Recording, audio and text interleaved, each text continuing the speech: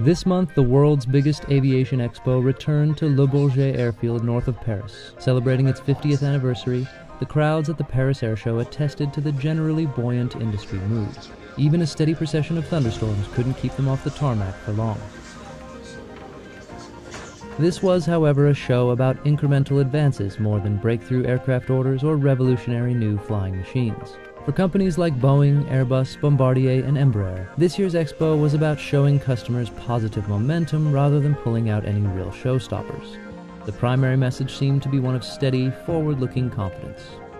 When confidence is up, then companies will spend on air shows. And I think what we're seeing here at this Paris Air Show is a lot of activity on that front. The markets for airliners in the emerging parts of the world are really opening up in places like Mexico, in places like Indonesia, in places like Africa. We've got new markets there for the manufacturers. That's really feeding through into confidence in the aerospace industry. The show came at a moment when two particularly important new aircraft programs were just getting airborne. The A350, Airbus's brand new twin-aisle jet designed to compete with Boeing's 787 and 777, just had its maiden flight the week prior. It will be a critical piece of the future commercial product line at Airbus, so as orders rolled in, it was very much on the minds of attendees despite not being ready for the static display. Then there was the Bombardier C-Series, the all-new, much-awaited single-aisle aircraft from the Canadian manufacturer, which promises significant gains in efficiency and operational flexibility. That aircraft was due to have its first flight any day, and many in the industry will be watching closely when it finally takes to the sky.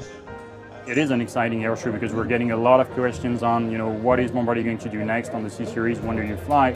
And we can actually show the people the progress that we are there. It's a matter of days. We're not talking about PowerPoint presentations. We're not talking about ideas. We're talking about concrete aircraft that is taking to the air in the coming days.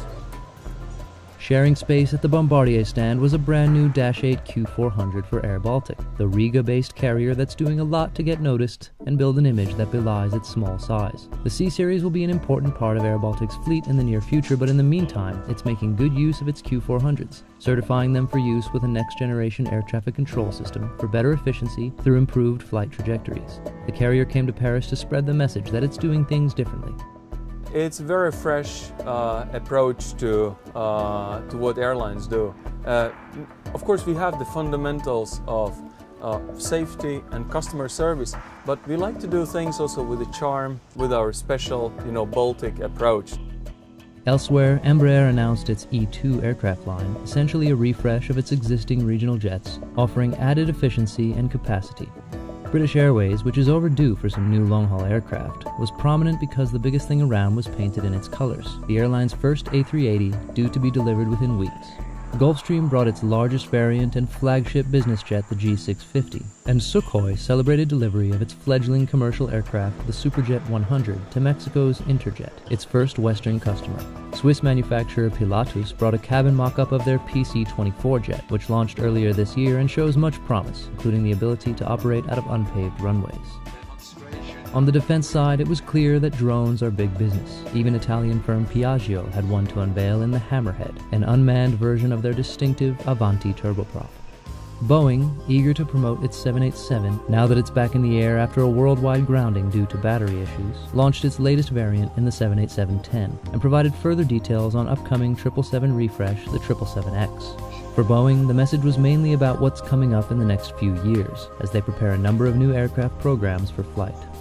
We're working hard on bringing the 737 MAX to the market in 2017. We are just in the process of completing our very first 787-9. That airplane's in final assembly. And then, of course, we'll begin work on our 787-10. We're looking at the next step on the 777, and I think that the 777X gets closer and closer to launch as we move into the future.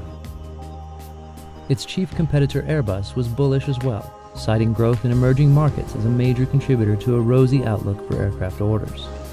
Our order intakes continue to be very good. We've got a very large backlog of orders which will see us through the next 5 or 6 years quite clearly. And that comes from the growth markets. It comes particularly from what happens in Asia. Those are really the areas that are giving huge boost to our business. And that's true, I think, for everyone. We're opening up air travel to a much bigger population. That raised the question whether it's still relevant to hold the largest air show in the world in Western Europe, far from the dramatic growth happening in other parts of the world. But this is a show with history and real recognition, and it's apparently as popular as ever.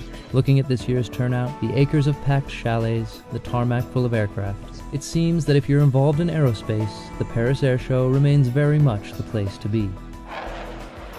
For Monocle in Paris, I'm Gabriel Lee.